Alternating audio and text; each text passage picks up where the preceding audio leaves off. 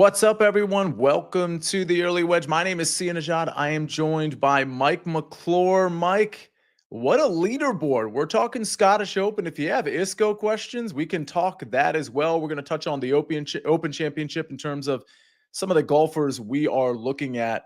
Mike, you said in the comments here already, we've got some people in there. Very spicy, especially for you. I've got Matt Fitzpatrick that I'm sweating over at the ISCO. I've got Chris Ventura. Not much going for me in DFS, but that's not what you're saying. You've got a lot of big-time DFS sweats. We've got a lot of big DFS sweats going on over here, Sia, and it's the leaderboard is crazy. And there are so many people that can still win this golf tournament. We just talked a second as we were getting ready to come on air. I mean, Rory going out there with a bogey on the first par 5 of the day, pulled everyone back into contention here. A guy that we talk about a lot on the early wedge, especially with Rick, is Viktor Hovland.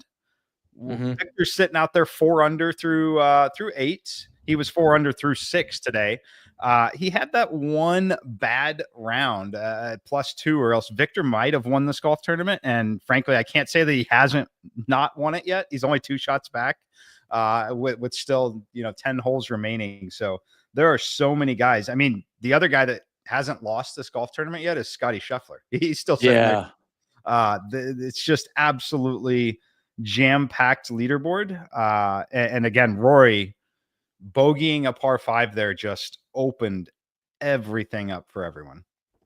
All right, Darren Mercurio says, as we look at the odds, courtesy of BetMGM, and of course, courtesy of Josh putting them up here, he says, can we get right down to business? Who should we ride right now? He says he loves Penge. I don't know that I love Penge here, but I think, looking at the odds, where is he? He is at 5-1. Gosh, I don't know, with this much time left, this many holes left, that I would go there. We've got Rory still at 2-1 here, +200. Sepp Straka at +1200. Jake Knapp. I mean, where's Fitzpatrick? Fitzpatrick is probably where I'd lean, although I'm not in love with that number either. Mike, are we going, if we had to pick a live out right now, are we going down the board or at the top of the board here?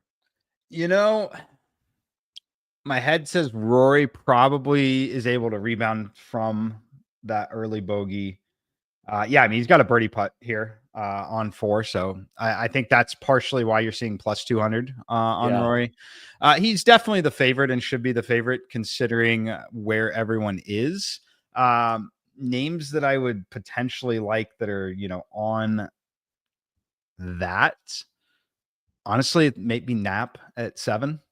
I've kind of liked Jake Knapp a little bit there. I think Scotty's still well within range at 22, to be honest with you. It's tough, but I don't have interest in playing Goddard up at 450 when Rory's right there tied with him essentially. And just skill set wise, I'm not going to be backing Chris Goddard up or Penge at 4 or 5-1. We've got some other names being discussed in the chat. Like Prasant says, hey, how about Sepp Straka? 12-1. A pretty good number. Sepp 3 under on his round. He looks like he's in the fairway on 7, and he is obviously just 1 shot back of now Penge, Goddard, and Rory McIlroy. Your thoughts on Sepp Straka? I don't mind it. I haven't followed a ton of Sepp this week. He's having a great round, one that's frankly been very similar to Viktor Hovland so far. Could he keep it together and go get it done? Yeah, I think he definitely could. I don't love it though. Yeah. Sepp was, Mike, would you agree that, and I ended up talking about this a little later in the week. I didn't play a ton of lineups this week for whatever reason. I'm kind of wishing I had played more, but Sepp seemed to me like quite the leverage play. It's a classic case of people who, hey, they haven't seen Sepp Straka do it much lately. And here he is at the top of the leaderboard, which, by the way, should surprise nobody, which means, the guy who, I don't know what final percentage numbers were on Sepp Straka ownership-wise, but nobody was paying attention to this guy. Yeah, very, very low. I'm going to try and find what he was because I didn't play him. I don't know where he was. I haven't seen a ton of people with him, but I'm guessing 6-7%. I'm just guessing blindly here. Yeah, it's loading a little slow, but I should be able to And as you Fines. load that, I do want to say Mutandas is in the chat. I met Mutandas over at Yankee Stadium this week, among so many other early edge people. He asks about, hey, can we address round scores? But he's coming to realize that because tee times were even Yeah. earlier, we don't have round scores to deal with. So unfortunately, this is going to be one of the unique shows where we don't have matchups. Like next week, we'll be talking about matchups like we do on most Sundays, but like matchups and round scores, because everybody's out on the course, going to be tough to contend with here. Mike, did you get that Straka number? I did. You were dead on. 6% on Sepp Straka, wasn't in the top 35 of ownership. I mean, yeah, there's just no excuse for that in terms of not considering him. Listen, we can't play everybody, so I understand why people like Mike, you or me, like weren't really on him, but seemed like a kind of an obvious upside play. So always keep ownership in mind when you're talking DFS. All right, well, Mike, is there anything else to consider? Because I will say that some sites are still, most sites I would say still have the obviously tournament winners, but they still have top fives and top fives and top tens, including ties, top 20s, including ties. I just mentioned Fitzpatrick, and I see him as a top five. Oh, shoot, that's minus 300. I could have sworn it was like minus like 150 a little bit ago. But is there anybody in this top 5 or top 10 market that you would consider? I will note Scotty Scheffler, top 5, including ties, appears to be plus 120, and he's 30 to 1 to win the tournament. Yeah, 30 to 1 to win the tournament is, I mean, I get it. I get why it is. It would take something extremely special, and Rory's, in command. I don't mind Scotty's top 5 though at plus 115 because of the including ties part. I think that is an okay look. Honestly, I'd say the same for Xander. It's much more of a long shot at 360 for a top 5. Don't necessarily hate that. Others, yeah, nothing I love in those. Down a little further. Fitz with a birdie look on 5 says Hess. Thank you for that update. Go ahead, Mike. So selfishly, and I'm the only one that's played Andrew Novak at all this week, but yes, I could talk myself into Andrew Novak top 10, including ties at plus 240. I do still think he has the skill set to string together a couple birdies in the holes remaining, knowing he's definitely out of contention. He's definitely not going to go win the event, but knowing that grinding out the best possible finish for him is definitely on his mind. Whereas some players may be win or bust. Grinding out the best possible finish for a guy like Novak is very likely to happen. Very interesting. And Mutanda says M Squared had a great call on Xander, top 10 on HQ Friday. Speaking of Xander and speaking of Rory, I do want to mention, if you watch the early wedge and if you follow my bets in particular, so we have Matt Fitzpatrick, Mike, but I bet him 2 different ways. I bet him in the regular outright market at 45 to 1 and in the without Big Four market, which of course would have been without Scotty, Rory, Xander, and kind of notably and laughably like Tommy Fleetwood is in that Big Four. But the point is Rory could win this thing and Scotty could come in second. Xander could come in third and Fitzpatrick could come in fourth, and we would actually cash our without market. Josh has put this up here. So you can see, I bet it both ways. I basically split the ticket. So for everybody that watched that show, I didn't invest more in my outrights. Instead of putting like 20 on, let's say $20, for example, on Fitz at 45, I just split it up. I put 10 on Fitz at 45 and 10 on Fitz at 30 to 1. And I did that down the board with the 4 outrights you see here. So I could either scoop both or I could miss the front end and hit the back end. And so we'll see what happens with Matt Fitzpatrick there. Adam Scott acquitting himself pretty well too, but he's certainly not going to win this tournament. I have Adam Scott, Mike, in a matchup over Sepp Straka at like minus 115. Okay. So that one's probably not going to cash, although it's still viable. And then I have another matchup that I had the lead all 3 rounds, but I have Ryan Fox over Daniel Berger. Now he's 1 shot back there. Fortunately, we did cash the plus 210 on the top Italian, which was Francesco Laporta, the only Italian to make the cut. So trying to scratch out some matchup wins as well. Can I ask you about Xander? Because we're going to touch on the Open Championship in just a few minutes. And if you all have any outright or top 10 or top 20 questions, let us know. But Xander does feel like, and I think we thought this going into the tournament, that Xander does feel like he's got a shot to win this tournament, but certainly next week as well. Yep. From what you've seen today so far, are you more, less, or just as willing to play him at the Open Championship? I would be just as willing. Yeah. I like what I've seen from Xander overall. Mhm. You could say this about a lot of people at a lot of tournaments, but he's just one little stretch, a 3-hole stretch away from, being T2 in this event or leading this field. So Yeah. I like what I've seen. And the other thing that I think is still a little underrated is just playing this style of golf and then putting on kind of greens like this. Having this event ahead of next week, it just really helps, right? Having the Mhm. the additional looks at it. So I do like Xander going forward. I would actually like to go look at where his number is and see how much it's potentially moved for the Open Championship. Let's see. Nope, still hanging 25s. I would be pretty shocked if he holds this together and finishes T5 to T10 if the 25-1 number lasts. I would expect it to go right down to 18-20 and jump Colin Morikawa for next week. There are some really, really interesting numbers next week. And I got to say, the numbers are different across all sports books. Mhm. So this is a really good time actually to look at the numbers, whether it be at BetMGM, DraftKings, wherever you go. I mean, obviously, everybody knows that I have multiple books. Most people have multiple books.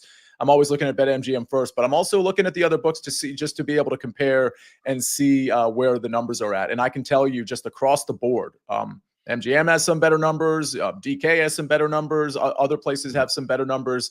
And it's a really good time right now to shop before these numbers start to kind of come together. But then again, you do have to, some people, I think, want to wait a little bit because, Mike, we do have some potential weather to consider and things of that nature. But this is probably a good time to jump over to the Open Championship and just kind of give some quick thoughts, a quick look on what we're expecting.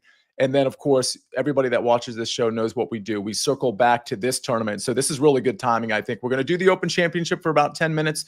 We're going to come back to the Genesis Scottish Open and just kind of address where everybody's at, talk about maybe final decisions on maybe some live outrights to consider, live top fives, live top tens. We're going to cover all of that right after this message from our partners. When you need your sports news all the time, we've got breaking news to bring to you. CBS Sports HQ gives you a snapshot of all the sports that matter to you. When you need your sports in a snap, find it on CBS Sports HQ, streaming free anywhere you are. We're back on the Early Wedge, brought to you by BetMGM, the sportsbook born in Vegas. And it's time to touch on our quick look for the Open Championship over at Royal Portrush. Mike, we got a par 71, about 7,400 yards. We're talking link style course here. And we haven't played this one since 2019, where Shane Lowry just kind of ran away with it.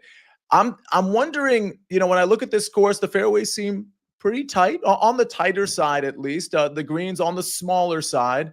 I do think, and this is just my opinion here kind of early, is that accuracy over distance is going to be a thing.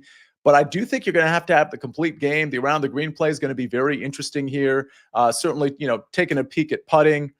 But tee to green, I mean, I hate to give you like a cop-out global metric here, but I'm certainly looking at tee to green with maybe a little bit more of an emphasis on accuracy. What are you looking for in golfers at the Open Championship? Yeah, I think that you've pretty much nailed it. It's going to be accuracy lean over distance, never really going to still penalize people for distance, but certainly going to prefer the accuracy. Going to look at around the green play. I'm still watching intently on people that have played very well, this week or historically when you've made these moves. And what I mean by that is looking, I don't necessarily care if you were in elite form over the last month and a half. I'd like to even go back to look at your entire career path and essentially see like, okay, have you had some volatile results, but every time we essentially make the trip across the pond, you play well in link style golf. I think that is something that is certainly key. And then for me, it'll literally just be, that's the interesting part about these markets too. Some of these major championships and bigger events, like we're seeing at the Scottish Open and then here the Open Championship, the markets do get efficient enough from some standpoint that you can actually start to just identify elite talented golfers that the number just maybe doesn't quite seem right because the overall sentiment's just a little lower. Yeah. That is something that I've been leaning into pretty heavily this season, as evident by like playing Ludwig this week, for example, things like that, where just you get to a territory, and Xander would qualify as that territory for me immediately if he was 25 again. But I really expect that number to reset around 20 or lower. But yeah, it's annoying to say tee to green, but it's always going to be tee to green for me. Yeah, I remember, Mike, we were doing the network show with Rick on Friday, and the number for the Open Championship on Xander was where it is right now, I think in that sort of 22 range. And I remember thinking, okay, that's just a little too long on Xander. It might have even been like 25. I can't remember at the moment, but it was certainly in the 20s. Speaking of, let's take a look, Josh, if you don't mind, let's take a look at the BetMGM odds, because one thing that's interesting with BetMGM, Mike, and this still isn't an appetizing number, but I think they actually have the best number on Scottie Scheffler, because most places have it at plus 400, plus 450. So again, I mean, plus 500, I know you and I know pretty much everybody else in the industry, not super interested in taking that number. We go down the board, we see Rory McIlroy, John Rahm third here at plus 1,200. Pretty big drop to Bryson at plus 2,000. I'd love to get your thoughts there, given that's an 8-point drop from Rahm to Bryson. Then we got your guy Ludwig, Shane Lowry, who won in 2019, Tyrrell Hatton, who I think is very interesting. And then you see Xander at 22-1. There are some guys down the board I like as well. But when we look at this, what this is probably a top 10 here. What are the one or two names that jump out to you in terms of, hey, they can probably win this tournament and this number presents some value? You know, I like, I'll talk about the Rahm versus Bryson stuff first. I like John Rahm quite a bit. I think that the order here is still correct. Scotty is definitely a clear-cut number one favorite. I definitely won't have him at 5-1. My number will probably be 7.5, maybe as high as 8-1. I think Rory is slightly ahead of Rahm, but I think Rory and Rahm are extremely close, and they should both probably be in that 9-1 range right now. Bryson, you see it at 20, and this is kind of what I mean about the market being relatively sharp right there. A lot of people, if you're just a golf, just getting into betting golf and you really bet other sports, you would look at this and see, how is Bryson 20-1? He's been relevant in everything, essentially. Every other event, he's, 7-1, 6-1, where we talked about. This is not the style of play for Bryson. The market is appropriately priced that. Can he go win this? Yes, of course. He's one of the most talented golfers on the planet. Is he going to win this? I think no. And I think the price point is appropriate. So I think some people would see 20-1, think you're getting a great number on Bryson. I would be completely out there. I completely agree with it. Ludwig is interesting.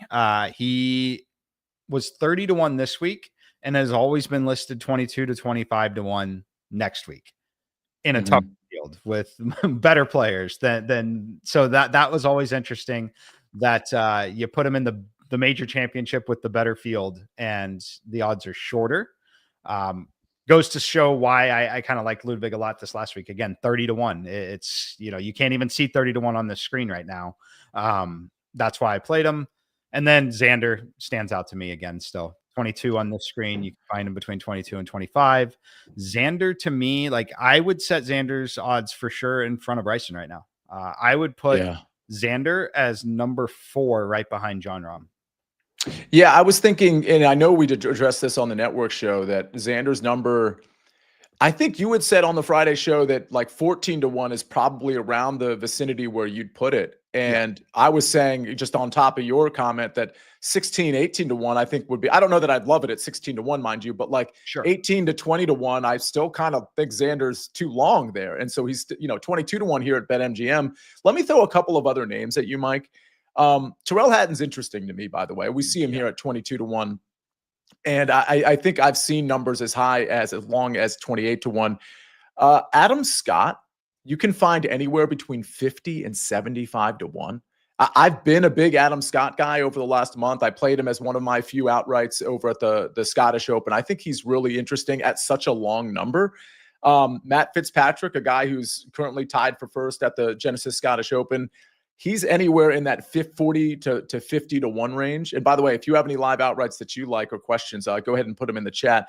So Scott and Fitz, two guys that, 2 of my 4 outrights that you just saw, For the Genesis Scottish Open. I like them and will probably bet them over at the Open Championship. And then in terms of the long shots, Ryan Fox is in that 90-1 range. Harris English in that 100-1 range. I'm probably getting a little too cute there, but do any of those names resonate to you? And is there anybody down the board, like in the 30-1 range or longer, that you'd be looking at? Yeah, so Fox is definitely going to resonate with me. I like Hatton a little bit. I don't want to pivot the conversation too much, but I think we should talk about it a touch too. We have the beauty of DFS pricing already being out. Yes. And I was scrambling. You probably saw me looking at the other screen here to make sure everything was correct here.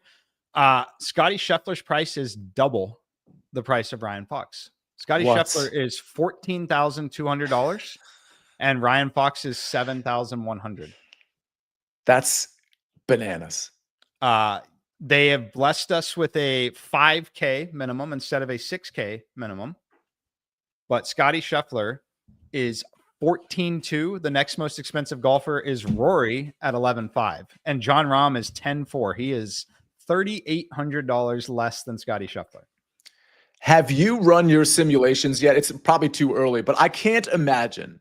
And we've done this DFS show. We're going to do it again on Monday, tomorrow at 7:00, you, me, and Rick. But I can't imagine in the thousands of lineups that it produces, or however many it is, that Scotty's showing up in a large percentage, given just based on what you just said. I can't imagine he's showing up in a ton of lineups.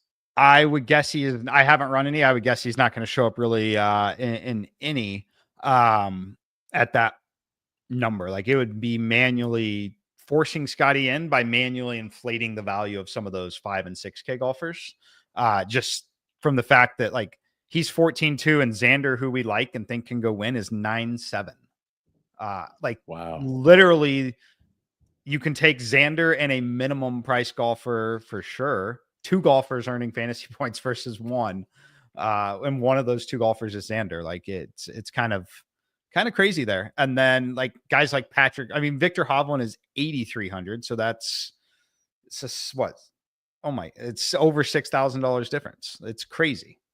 That is absolutely crazy. As I'm watching Victor Hovland out of the rough at the Scottish Open, Mutandas has a question. He basically is saying, hey, why are you valuing tee to green over putting so much? Which, and this is no offense to Mutandas, it sounds like he's somewhat new to sort of the DFS and betting game. But Mike, feel free to expand on this answer, but it's mostly because, we do take a look at putting here and there, but the volatility of putting versus the sustainability of tee to green are two just massively different topics. So you can kind of pop with the putter here and there. That doesn't mean terrible putters are always going to do great with the putter, mind you, but the tee to green, those are the more sustainable numbers, especially when you're talking about things like ball striking, which of course would be off the tee and approach play.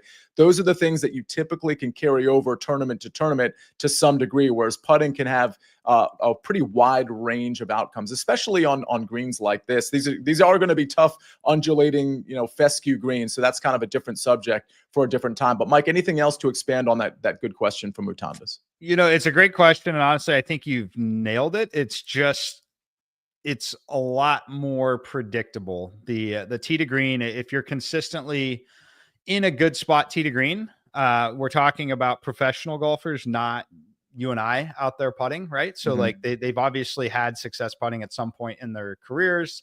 That's something they continue to work on heavily, but being in position, I say it a lot too, like cross sport references. Everyone harps on an NFL receiver that just drops a couple of passes.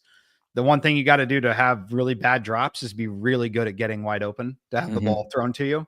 To have the opportunity to not be super great putting the way these stats kind of work, you still have to be putting yourself in a good position to go miss those putts. It's silly as it sounds. Being in position is going to be far more important and predictable. Well, that's my favorite cross-sport parlay, Mike, that you do. And it reminds me we're just 53 days away from NFL kickoff, otherwise known as Jeff Bostic days away from NFL kickoff, where Mike and I will be doing Fantasy Football Today DFS. So if you like Mike's content, maybe you'll like mine, but you definitely like Mike's. We do Fantasy Football Today DFS. We'll probably have Meg Schaub joining us for that as well, week to week, and we'll set you up for your NFL DFS slate. So very excited to do that. Mike, go ahead. Yeah, and it's not to say that I don't value putting. And Right. I do, and I certainly pay attention to it, and it'll certainly be used as a tiebreaker. In some of those situations, what I'm looking for also is like this week is one that I really did look at pretty heavily. I may not go strokes gain putting, and it's kind of a noisy stat, but I will look for like 3-putt avoidance. So I want a Mhm. combination of like really good tee to green, and you may not be, gaining massive strokes on the field overall putting. Just don't 3-putt, right? Just don't 3-putt. And I think the combination of essentially being really good tee to green and then also ranking relatively well in just the 3-putt avoidance, I think is an interesting combo and one that I use. Mike, Hideki Matsuyama is a guy that you've been on periodically Yep. this year. Jeff Hochstat says Matsuyama plus 7,500. I mean, like, listen, that is a pretty big number. Your thoughts there? Yeah, it's going to be worth a sprinkle for sure. Matsuyama at 75 is always going to be interesting. Now, I'll tell you, I'd have to check some of the winner without markets and see what becomes available. But at 75, the numbers probably no, it moves a lot. Actually, you remove Scheffler and Rory, it goes to 45. So that'd be a classic case where I would play it at the 75. But yeah, I could be talked into Hideki as someone that can absolutely turn it on, and his skill set just simply does not map to that number, in my opinion. Any other names before we circle back to the Genesis Scottish Open? Any other names that catch your attention? I mean, I know Patrick Reed is a guy that you like, and if we're looking at strokes gained creativity, which I think is going to be somewhat important here and around the green play, your guy Patrick Reed is 80-1. Again, I mentioned Adam Scott. Guys like JJ Spawn and Harry Hall and Harris English, all in that 90 to 100, 110-1 range. Any other names that jumping out to you for the Open Championship? Harry Hall definitely does. And in DFS, he is somehow 6,400 in the field that again, Scotty is 14-2. So definitely going to have some interest there. I never really play him. I played him a couple years ago when he wasn't great. JJ Spawn, 6,900, I think is interesting. Again, I'm pricing DFS pricing. They're going to be similar to what we're talking about in betting market. The other guy that he had a very disappointing round one, really rallied to make the cut this week. Harris English, I think is someone that you're always catching super long numbers on at this point in his career. I think he's worth a look in some formats.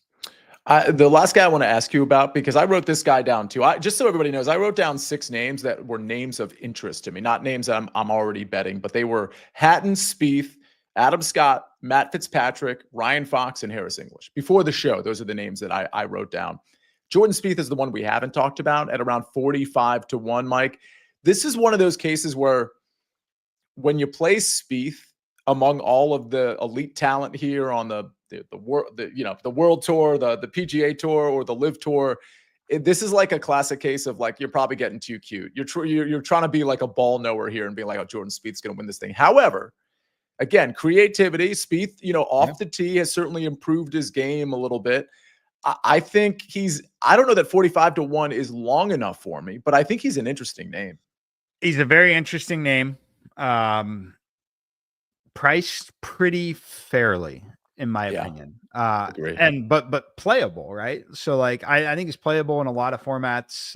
Some of those, for example, one I love him if you're into making some of those parlays, like a make the cut parlay. I like that a lot.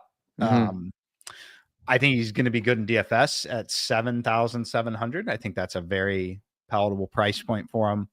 I kind of like Spieth a little bit. I just looked at my updated rankings here, and I actually kind of have him a lot closer to the top 10 than I thought I would. And Josh is reminding us in the chat that strokes gained dad. It looks like he might have just had him and his wife might have just had a baby. What is it, today or yesterday? So maybe honeymoon period there. Maybe that gets him going. Oh, yeah. Okay. Thank you. Alex Jones. He says, speaking of Spieth, he just announced the birth of his second kid this morning, Sully Spieth. Oh, interesting name, Sully. Okay. I had one follow-up question here, and now the strokes gain narrative stuff is in the way. It was something about one of the guys that we just discussed. All right, well, I'll have to remember it, Mike, and I'll have to address it on the DFS show tomorrow at 7 with you, me, and Rick on this SportsLine YouTube channel. Mike, any final thoughts on the Open Championship before we move back to the Genesis? No, don't be. I don't know if the odds will come back down. I was say, if you like something you've heard or like someone, don't be afraid to make a click now. There's a chance they get pulled and reset, but I think everything's been up enough that it may not. Yeah, tune in tomorrow. We'll definitely have a lot more there, and we'll definitely give an update on the weather, which I think can matter. Yeah, that absolutely could matter. It does look right now, based on the last update I got, that it's going to be raining a lot, but that the wind might not be too volatile. So to me, that does mean it might be okay to like bet some outrights early. There's probably going to be a wave advantage. Don't get me wrong, but at the same time, if the wind's not going to be blowing everybody off the course, you might be okay betting some outrights. DFS is a little bit of a different story, but we'll address that tomorrow on the DFS show. Ladies and gentlemen, that will wrap up this portion of the show where we talk about the Open Championship. So much more Open Championship stuff to discuss. Not only on the SportsLine YouTube channel, but also on CBS Sports Network this week. So you're going to want to tune in and make sure you know where all the content is. Thanks for joining us for the Open Championship portion of the first look of the early wedge. But Mike, we got to circle back to the Genesis Scottish Open. A lot going on. I just saw my guy, Matt Fitzpatrick, who I have an outright on. He caught the lead, but then he caught a bogey. So Rory in the lead here at 12 under. Penge and Goddard up at 11 under, Straka, Fitzpatrick, and Jake Knapp at 10 under, and a host of guys at 9 and 8 under. That includes in the 9 under the Victor Hovlands of the world, and then Xander and Scheffler at 8. Your thoughts on how this leaderboard is shaping up? It's shaping up as a spot where I think Rory probably wins this by 2 shots. It's interesting, though. Again, I'd have no interest in Goddard and Penge chasing at those numbers. Could they get it done? They absolutely could get it done. Rory, though, after that bogey on the par 5, just right back to where he should be, right? 2 consecutive birdies there. Probably, a good thing for everyone that he bogeyed that par 5 because he probably should have birdied it. And if he birdies that, I mean, this thing's all but over, in my opinion. So They're got guys chasing. It's definitely not completely over, but Rory is in a very good spot, in my opinion. Yeah, I'm trying to see what chasers I would be interested in at the numbers that they're at. I mean, I just don't think Penge and Goddard and Knapp are going to be able to close. Straka's number is now plus 900 versus when we started the show was plus 1200, which 1200 certainly had my interest. To me, it's Rory. Maybe Fitzpatrick at 9-1. I think Fitzpatrick is at least interesting. He was just plus 550 when he grabbed a share of the lead, but there's not a lot that's super appetizing to me here, Mike. Not a lot super appetizing. Still looking at live strokes gain data, and Xander Schauffele still leads this tournament, tee to green. That is very interesting. Scotty Scheffler is right behind him. Siwoo Kim, Harris English. Yeah, I mean, obviously it shows you putting is very, very important. But Xander is still leading this tee to green. So keep in mind for next week. And again, like I said, he had a 3-hole stretch, yesterday that, removed three strokes from his score, but is really that kind of blemish. So, on this board, I mean, look, I'll still point to Knapp at 11. He's within striking distance, has enough, has enough holes remaining, and I think still has kind of that talent and upside that could go do it and get it done. So if I had to pick a number that's currently available on this board that isn't Rory, for me, it would be Knapp. By any chance, did you look at the ISCO or play any outrights in the ISCO? I unfortunately did not. I was so wrapped up in tennis as well. We've got Wimbledon going on, final week of that, final right now. So I honestly did not run anything for the ISCO. I only ask because I think somebody in the chat had mentioned it, but that we have Chris Ventura. He's 4.5 to 1 right now, tied at the top with Luke List and Paul Peterson. And we've got Matt Fitzpatrick. And don't forget, we've got Matt Fitzpatrick in that without market. So hopefully we can cash at least one of these. I'm very interested to see how the Scottish Open wraps up, because there are just so many in contention here. As I see Matt Fitzpatrick out of the rough on the par 4 7th. He does not like it, which means I don't like it. Yeah, his ball striking has been off the last couple of holes here. He's going to have to get up and down from the rough to save par. But a lot of time left. The wind is blowing. Like, the wind could throw some people off here. We'll see. Yep. We'll see what happens. But as far as the ISCO is concerned, all aboard the Chris Ventura train. We got him at 45 to 1. He's now plus 450.